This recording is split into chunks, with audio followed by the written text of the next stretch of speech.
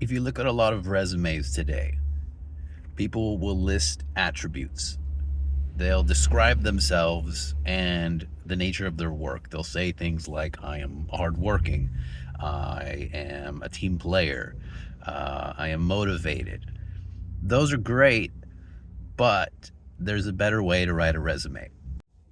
The problem with listing those kinds of attributes is that the person who reads the resume and they make the decision to interview you or hire you is that they're taking your word for it.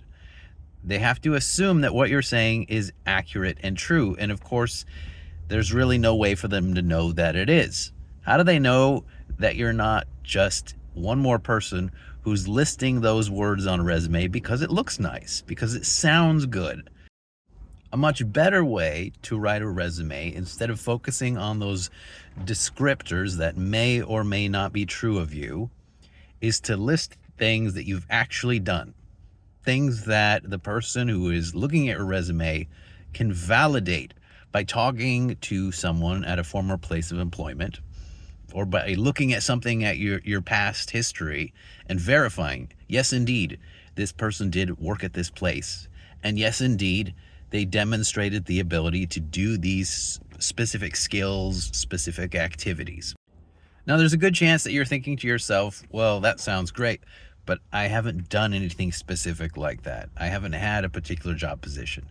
And this is why it's so important to get started early as possible, to take whatever job is available to you, even if it's not your ideal job, and to start making some progress, to start doing something specific and doing it in ways that show that you can do it at a high level and that you can do it consistently and that you can persist through the difficulties that you might face doing that job.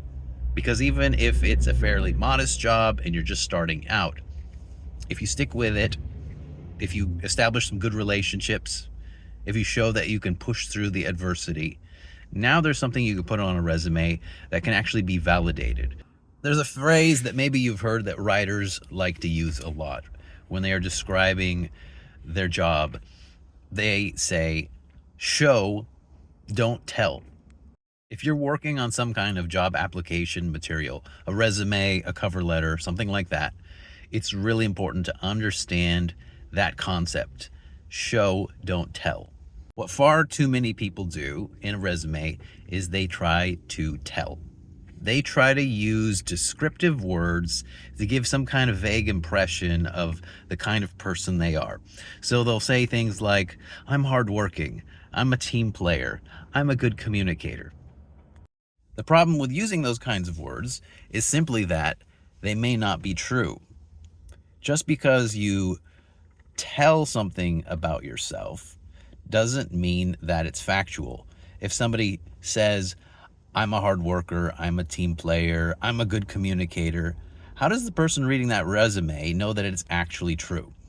Instead of using those kinds of descriptors, actually show.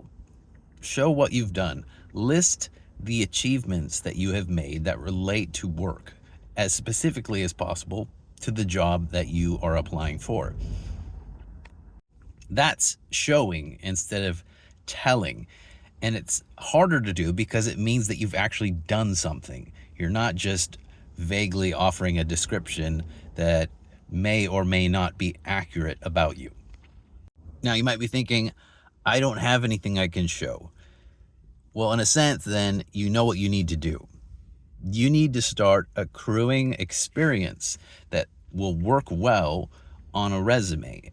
And if you know what kind of career you're targeting, you need to start building some skills, what Cal Newport calls career capital, that you can then list on the resume. And this needs to be something that if somebody is a hiring manager, a boss, if they're looking at your resume, they can go validate that these things are true, that they actually happened. They can call up a former boss, a former manager, and say, is it true that this person did these things? And that is worth far more than all of the descriptive words that may or may not be accurate about your abilities in the workplace. So don't tell, show.